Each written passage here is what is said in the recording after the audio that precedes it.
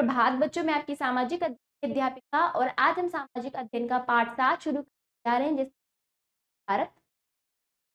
चलिए शुरू करते हैं। अध्याय 7, भारत हमारा देश। पाठ का परिचय देखिए। इसका भारत की स्थिति, विस्तार, दक्षिण का पठार, हिमाद्री, भारत की भौगोलिक एकता, भारत के राज्य और केंद्र शासित प्रदेश, उत्तर पश्चिम का मरुस्थलीय क्षेत्र, उत्तर का पर्वतीय क्षेत्र, हिमाचल श्रेणी, शिवालिक श्रेणी, उत्तर का विशाल मैदान, भारत की भौतिक स्वरूप, तटीय मैदान और द्वीप समूह। सभी बिंदुओं पर हम अच्छे से भारत का विस्तार देखेंगे।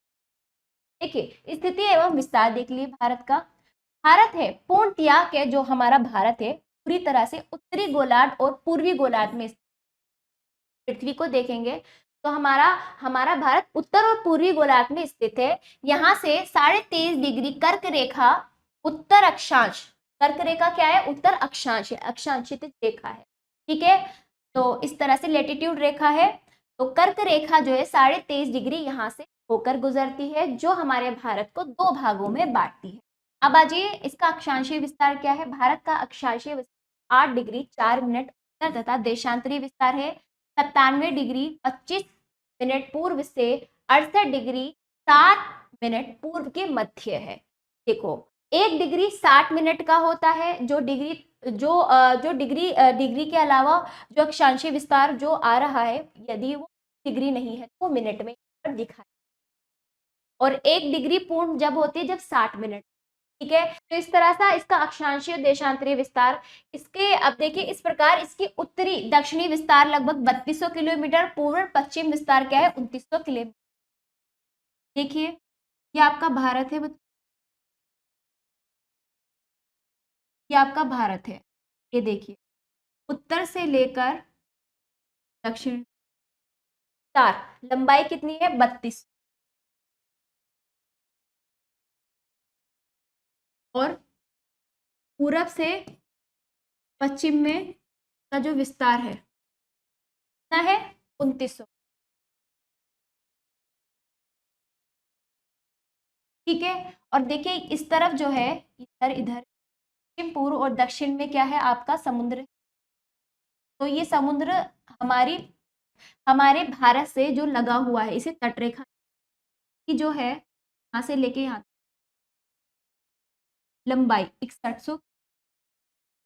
तटरेखा की जो लंबाई है, जो भारत का हिस्सा समुद्र से लगा हुआ है वो तट है, वो उसकी वो जो लंबाई है 6100 किलोमीटर। भारत का क्षेत्रफल देखिए 32.81 लाख वर्ग किलोमीटर है। ठीक है, तो इस तरह से। और देखिए आगे द्वीप समूह की लगभग हमारे भारत के कुछ हिस्से हैं जो द्वीप है, द्वीप समूह कहलाते हैं। उनकी जो लगभग वो कितने लंबी है?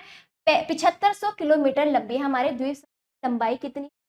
100 किलोमीटर, जो हमारे भारत का ही हिस्सा है। भारत हिंद महासागर के शीर्ष पर एक विशाल प्रायद्वीप के रूप में स्थित है, मतलब हिंद महासागर के ऊपर स्थित है। इस प्रायद्वीप के रूप में है, यानी प्रायद्वीप किसे कहते हैं? तीनों ओर से जो पानी से घिरा हुआ जो होता है। देखिए 1 2 3, ये तीनों ओर से पानी से घिरा हुआ है, ये प्रायद्वीप है। देखो इसके पश्चिम में जो है क्या है? हमारे भारत के पश्चिम में क्या है? अरब सागर, पूर्व में है बंगाल की खाड़ी और पश्चिम में अरब सागर, दक्षिण में हिंद महासागर विराजमान।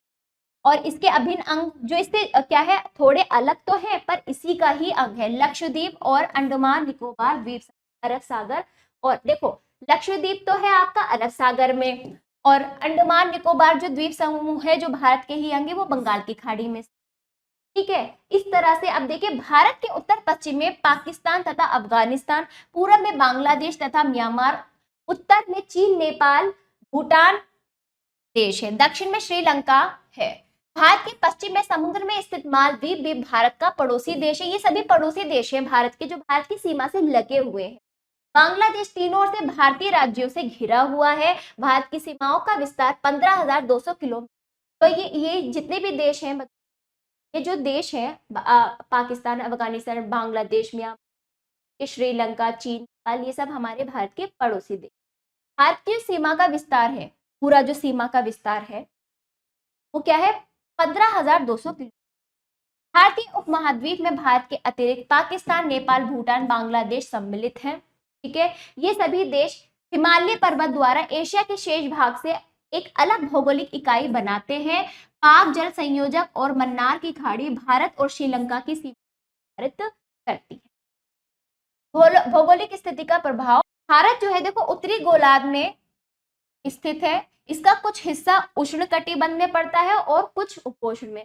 देखिए जो प्रायद्वीपीय भारत है, जो तीनों ओर से पानी से घिरा है, वो जो हिस्सा है उष्णकटिबंध में पड़ता है, जबकि जबकि उत्तर में स्थित जो है जो उत्तर वाला भाग है भारत का, वो उपोष्णकटिबंध में पड़ता है। भारत का दक्षिणी भाग विषुवत रेखा के समीप होने के कारण, दक्षिणी भाग क्या है, विषुवत रेखा के समीप है, हाँ पूरे वर्ष गर्म, जिसकी वजह से क्या है वहां पर पूरे वर्ष गर्मी रहती है, गर्म रहता है वो हिस्सा। उच्च अक्षांशीय स्थिति और समुद्र दूरी के कारण ग्रीष्म और शीतकालीन तापमानों में काफी अंतर है। भारत की जलवायु पर हिमालय की उच्च श्रेणी का भी प्रभाव पड़ता है। भारत का अक्षांशीय विस्तार लगभग 29 अक्षांशों के मध्य है, इसलिए भारत में दिन रात की अवधि में भी अंतर है। उत्तर भारत में दिन रात की अवधि में 5 घंटे का अंतर है, जबकि दक्षिण भाग में यह अंतर, दक्षिण भाग में दिन रात 35 मिनट का अंतर होता है। तो देखिए कितना अंतर है दोनों ही। भारत के अक्षांशीय और देशांतरीय विस्तार का प्रभाव उसकी जलवायु, वनस्पति, वन्यजीव पर भी पड़ता है। देशांतरीय विस्तार का प्रभाव देश के विभिन्न भागों के स्थानीय समय पर पड़ता है। पश्चिमी गुजरात तथा पूर्व में अरुणाचल के स्थानीय समय में लगभग 2 घंटे का अंतर पड़ता है। यदि पहले क्या हुआ, अरुणाचल प्रदेश में निकला, फिर 2 घंटे बाद वो गुजरात में वहां पर सूर्य निकलेगा। भारत के मध्य से गुजरने वाली 82.5 डिग्री पूर्वी देशांतर रेखा को भारत की मध्याह्न रेखा माना जाता है और इसी रेखा के स्थानीय समय को भारत का मानक समय माना जाता है। भारत का मानक समय ग्रीनविच के समय से 5 घंटे आगे है।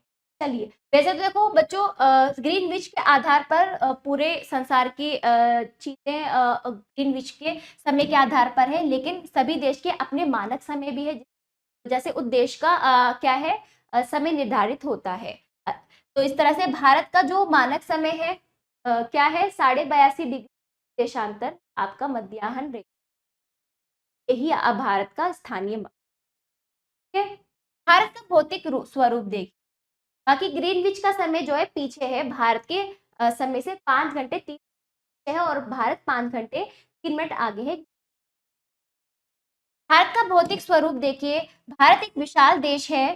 देश की दृष्टि से संसार का 7वां बड़ा भाग है। भौतिक संरचना के अनुसार भारत को निम्न भागों में बांटा गया है। उत्तर का पर्वतीय क्षेत्र, उत्तर का विशाल मैदान, उत्तर पश्चिम का मरुस्थलीय क्षेत्र और दक्षिण का पठार समुद्री क्षेत्र।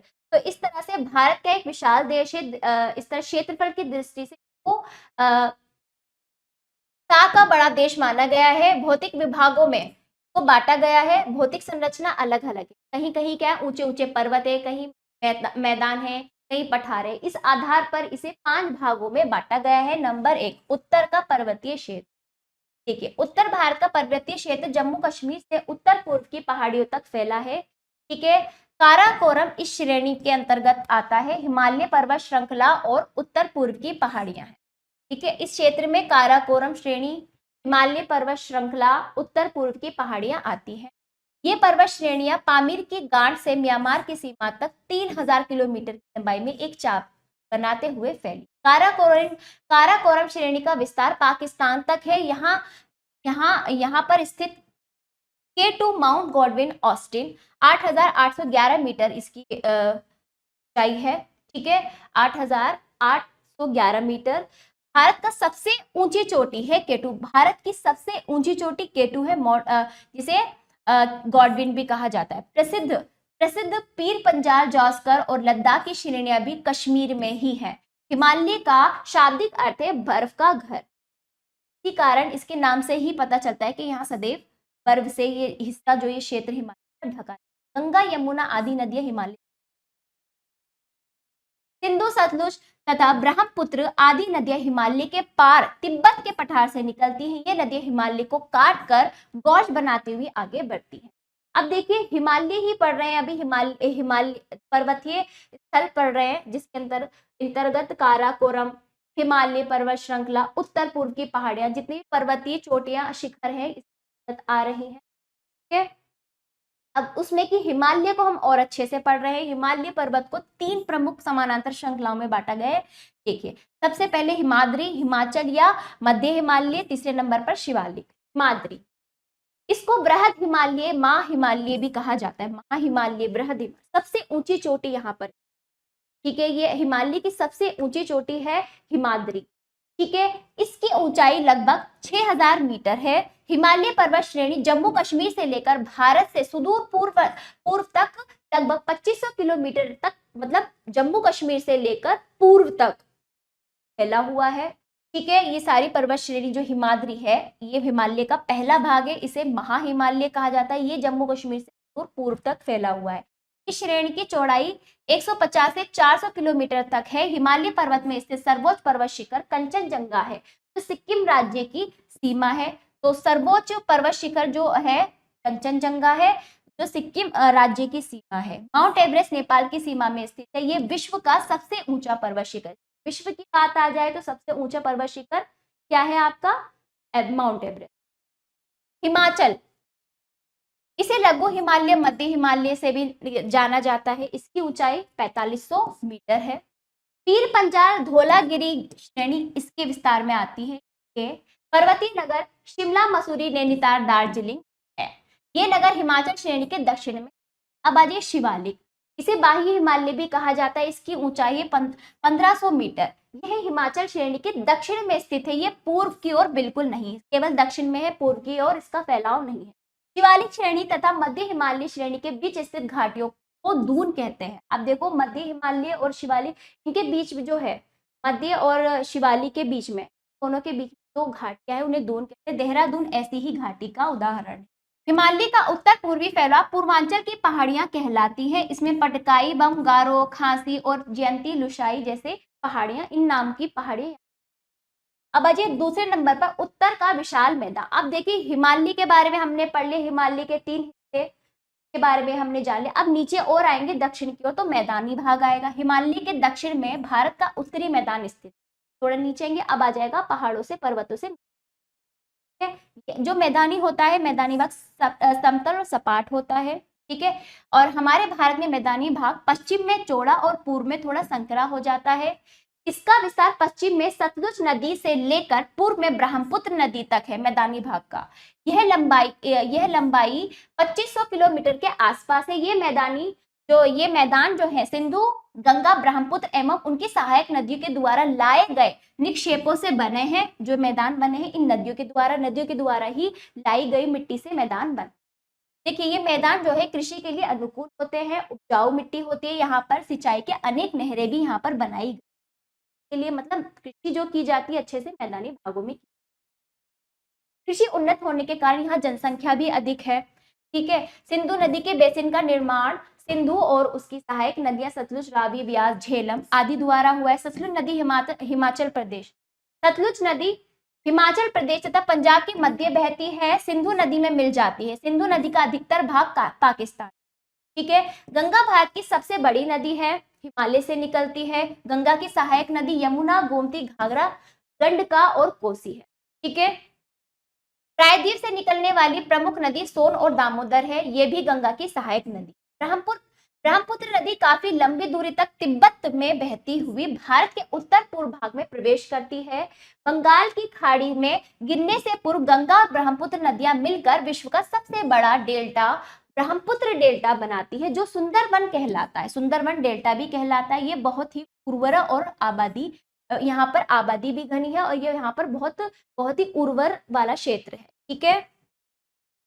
अब आइए उत्तर पश्चिम का मरुस्थलीय क्षेत्र। अब देखिए, मैदानों के साथ साथ पहले हमने पर्वतीय देखिए, मैदानी भाग देखिए, अब देखिए मरुस्थलीय क्षेत्र। भारत के उत्तर मैदान के पश्चिम भाग में थार का मरुस्थल है। थार का मरुस्थल पाकिस्तान में फैला हुआ है। यहाँ की भूमि रेतीली, चट्टाने बहुत अधिक पाई जाती है। यहाँ पर चट्टाने बहुत अधिक पाई जाती है। ये मरुस्थल अरावली की पहाड़ियों के पश्चिम में स्थित है। वर्षा की कमी के कारण यहाँ पर पेड़ पौधे बहुत कम है। कहीं कहीं रेत के टीले। दक्षिण का पठार। अब देखिए, मैदान के बाद हमने देखा मरुस्थलीय, जहाँ पर क्या है, वर्षा कम होती है और पौधे कम उगते हैं। के बाद जो होता है आपका दक्षिण में और आएंगे तो पठार आ जाते हैं। ये उत्तरी मैदान के दक्षिण में स्थित है। ये जो होते हैं पठार ऊंचे नीचे होते हैं, इनका आकार त्रिभुजाकार होता है, घाटियां और पहाड़ियां अधिक। तो उत्तर में विंध्याचल की पर्वत श्रेणी से घिरा है। देखिए जो पठारी भाग है उत्तर में विंध्याचल की पर्वत श्रेणी से घिरा है। अरावली की पर्वत श्रेणियां इसके उत्तर पश्चिम में है। जो पठारी दक्षिण का पठार भाग है, पठारी भाग, ये उत्तर में विंध्याचल की पर्वत श्रेणी से घिरा है, अरावली के उत्तर पश्चिम में है। इस पठार के उत्तर पश्चिम में मालवा का पठार तथा उत्तर पूर्वी भाग में छोटा नागपुर पठार है। दक्षिणी पठार के अंतर्गत ये सभी आ जाते हैं कि उत्तर पश्चिम में मालवा और पूर्वी भाग, उत्तर पूर्वी भाग में छोटा नागपुर। यह पठार कठोर आग्नेय तथा कायांतरित चट्टानों से बना है। समुद्र तल से इसकी जो ऊंचाई है 600 मीटर है। इस पठार पर अनेक नदियां बहती है, महानदी, कावेरी, गोदावरी, कृष्णा नदियां पूरब की ओर बहती हुई बंगाल की खाड़ी में गिरती है, परंतु नर्मदा और तापी नदी पश्चिम की ओर से बहती हुई अरब सागर में, तो अपने मुहाने पर जब ये गिरती है तो अपने मुहाने पर लाई गई मिट्टी अवसादों से डेल्टा भी बनाती है। तटीय मैदान और द्वीप समूह देखिए, समुद्र तट तथा अब तटीय मैदान वो जो हमारे भारत का वो हिस्सा जो समुद्र से लगा हुआ है। प्रायद्वीप पठार के 20 संकरे तटीय मैदान स्थित है। अभी प्रायद्वीप पठार के 20 संकरे तटीय मैदान स्थित है। गुजरात से केरल तक ये पश्चिम तटीय मैदान फैले हैं। यह मैदान संकरा होने के कारण कहीं भी 65 किलोमीटर से अधिक चौड़ा नहीं है। इस मैदान की तट रेखा भी कटी फटी। इसका दक्षिणी भाग मालाबार तट तथा उत्तरी भाग में कोंकण तट कहलाता है। पूर्वी तटीय मैदान के पूरब में स्थित समुद्र तट के उत्तर में उत्तरी सिरकार तथा दक्षिण में कोरोमंडल तट कहलाता है। देखो ये तटीय मैदान है, तो पूर्व में उत्तर और दक्षिण वाला हिस्सा उत्तरी सिरकार और दक्षिण वाला कोरोमंडल कहलाता है। ऐसे ही तटीय मैदान के तट जो समुद्र से घिरे हुए हैं, ये क्या है आपके, ये है पश्चिम वाला तट, ये है पूर्व वाला तट। तो इस तरह से ये भी अलग अलग भागों में बटे हुए। ठीक, केरल में अनेक लेगून, झीलें तथा कशनल खंड स्थित हैं। पश्चिमी तट पर अनेक प्राकृतिक पोताश्रय स्थित है, प्राकृतिक रूप से बने हुए। द्वीप समूह द्वीप तट से काफी दूर स्थित अरब सागर में लक्षद्वीप और बंगाल की खाड़ी में अंडमान और निकोबार अलग अलग द्वीप। तो देखो द्वीप समूह हमारे भारत का ही हिस्सा है। लक्षद्वीप केरल तट से 300 किलोमीटर की दूरी पर स्थित प्रवाल है। ये मूंगे से निर्मित द्वीप है। इसके विपरीत बंगाल की खाड़ी में अंडमान निकोबार द्वीप समूह भारत के मुख्य स्थल से दूर स्थित है। इसका निर्माण ज्वालामुखी के विस्फोट से हुआ है। भारत का क्रियाशील ज्वालामुखी बैरन द्वीप अंडमान निकोबार का ही भाग है। इन सभी द्वीपों में आबादी बहुत कम है। भारत की भौगोलिक एकता देख लिए, इतनी विभिन्नता, जलवायु व भौगोलिक विभिन्नता होने के कारण भी एकता है हमारे भारत में। भारत के चारों भौतिक विभाग देश को एक अटूट इकाई में संलग्न करते हैं। ये चारों ही भाग एक दूसरे पर निर्भर हैं। हिमालय की नदियों द्वारा लाई गई कांप मिट्टी से उत्तर के मैदानी भागों की रचना हुई, इसलिए उत्तर का मैदान उपजाऊ और घनी आबादी वाला प्रदेश है। तटीय मैदान भी उपजाऊ और घने आबादी वाले क्षेत्र है। प्रायद्वीप पठारों में अपार खनिज मिलता है। ये खनिज ही हमारे उद्योगों के आधार है, किंतु 1947 में हुए देश के विभाजन के बाद पूर्वी राज्य से कुछ अलग हो गए हैं। इन राज्यों को देश की मुख्य धारा से जोड़ने के लिए लगातार प्रयास किए जा रहे हैं। देश में सांस्कृतिक और भौगोलिक भिन्नता के बावजूद एकता विद्यमान है। इसी एकता के द्वारा भारत एक सूत्र में बंधा है। भारत के राजनीतिक विभाग देख लीजिए। भारत एक विशाल देश है। ये 28 राज्यों और 8 केंद्र शासित प्रदेशों का एक संघ है। मतलब भारत क्या है, विशाल देश है, तो इसको अलग अलग हिस्सों में बांटकर शासन किया जा रहा है। सरकार तो एक ही है, लेकिन सबको अपने अपने काम दे दिए गए। सब अपने अपने राज्यों में अपने अपने कानून चलाकर वहां का विकास कर रहे हैं। ठीक है, आधारशिला एक ही है सभी की संविधान के अनुसार।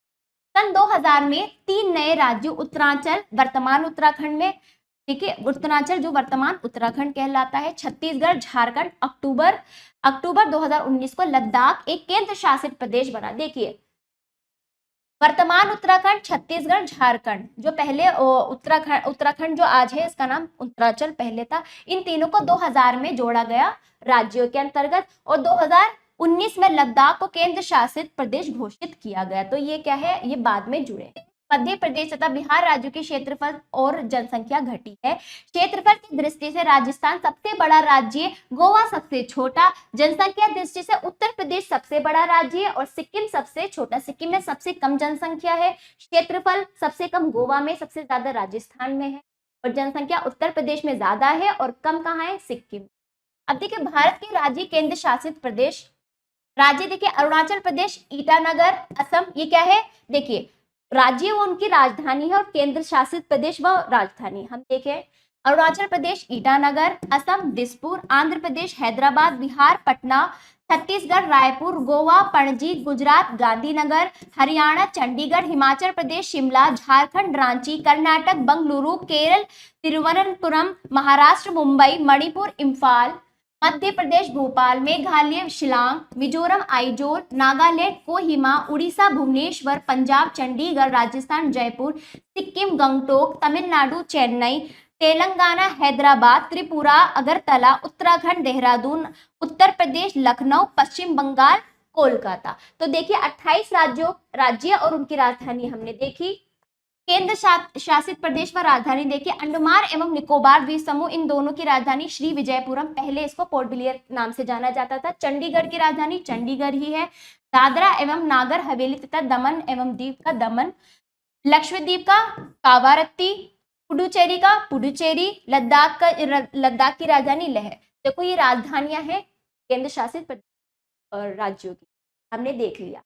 और देखिए राष्ट्रीय राजधानी क्षेत्र देखिए दिल्ली का दिल्ली ही है, जम्मू कश्मीर का श्रीनगर, ये राष्ट्रीय राजधानी।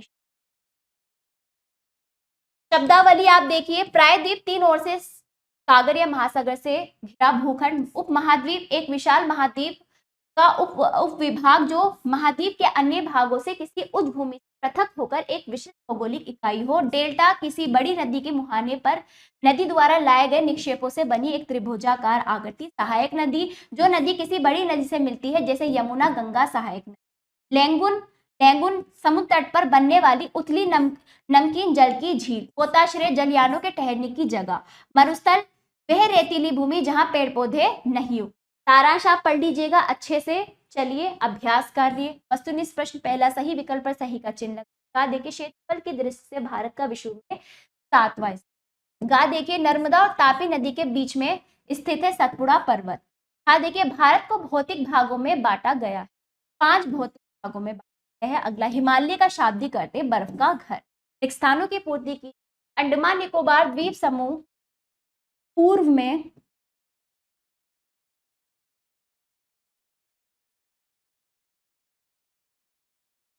बंगाल की खाड़ी में।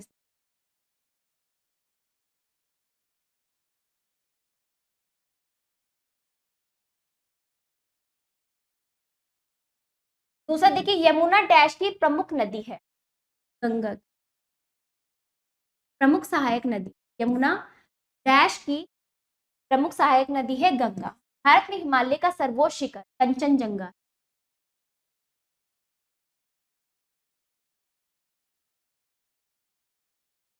भारत के उत्तर पश्चिम में डैश है पाकिस्तान,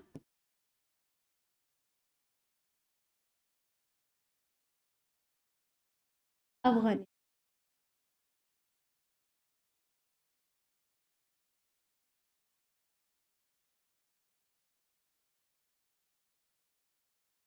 जगह नहीं। अगला देखिए भारत में डैश केंद्र शासित प्रदेश है तथा डैश राज्य है। तो 8 केंद्र शासित, भारत में 8 केंद्र शासित प्रदेश और 28। सही वाक्यों के सामने सही, वाक्यों के सामने गलत का चिन्ह लगाइए। कहा देखिए 82 डिग्री 82.5 डिग्री देशांतर भारत की मध्याह्न रेखा है। सही, मानक मध्याह्न रेखा। हाँ देखिए भारत के अधिकांश पोताश्रय प्राकृतिक। सही। अगला भारत मानक समय ग्रीनविच के समय से 3 घंटे 5 मिनट पीछे है। गलत। अक्षांशीय विस्तार का प्रभाव दिन और रात की अवधि पर बिल्कुल नहीं पड़ता। गलत। भारत एक नवीन देश है। सही। विषय निष्ठ प्रश्न अभ्यास 4 और 5 संक्षेप और विस्तार में इन प्रश्नों के उत्तर आप देने का प्रयास करेंगे पाठ के अनुसार, ताकि अभ्यास आपको पाठ समाप्त होता है। मिलते पाठ में।